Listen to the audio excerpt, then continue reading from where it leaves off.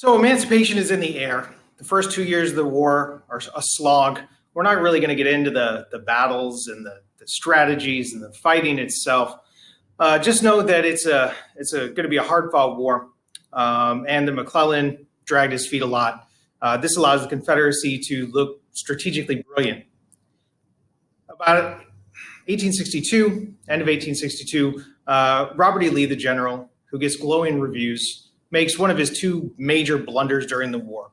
He tries to invade the North, and he's going to invade the North, and there's going to be a battle at Antietam at the end of the year. And Lee is going to lose this battle.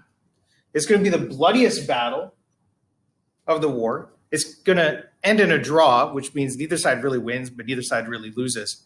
What was Lee trying to do by invading the North? Well, there's two big things that he's trying to do. First of all, he's looking for what we would think of, say, like the Battle of Saratoga moment, if we're talking about the American Revolution, where this underdog country fighting against a strategically, technologically, militarily superior opponent is going to gain an alliance so that they can keep fighting a war of attrition. Lee is looking for a battle that can impress the British or the French and try to make them into allies. It's going to backfire on him. He's also trying to relieve Richmond, which was the capital of the Confederacy, because as part of the Anaconda Plan, the Union military was starting to squeeze in on it. So he tries to pull the military north by invading further north. The reason that this backfires on Lee is because as a result of the draw at Antietam, Lincoln was looking for a victory to issue the Emancipation Proclamation where it didn't look like an act of desperation. Now, the Emancipation Proclamation does free the slaves, but it only frees slaves in the areas of the Confederacy, which means that it didn't free any slaves because the Confederacies didn't recognize Lincoln.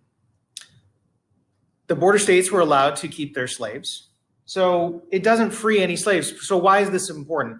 It's because it turns the war into a war for liberating the slaves, which literally turns the army into an army of liberation. As the army sweeps into the South, they're going to be liberating slaves, and the slaves that are seeing the Union Army coming are going to run to the Union lines. So it turns it into a war of liberation. It's also going to backfire because it prevents this alliance, because the British and the French were pro-abolition, right? They had liberated their slaves 20, 30 years before the Americans. So they couldn't ally themselves with a country who's now fighting to preserve slavery. If the war is about ending slavery and Lincoln gave them a chance to give up their slaves and come back to the Union, well, now they're fighting to preserve slavery. So those European countries are not going to want to ally themselves. They found cotton elsewhere, down in, I believe, in Egypt. This is also important because the Emancipation Proclamation is going to allow Black military service. Black Americans are going to be able to join the Union military and fight for emancipation. We're going to talk about that more later.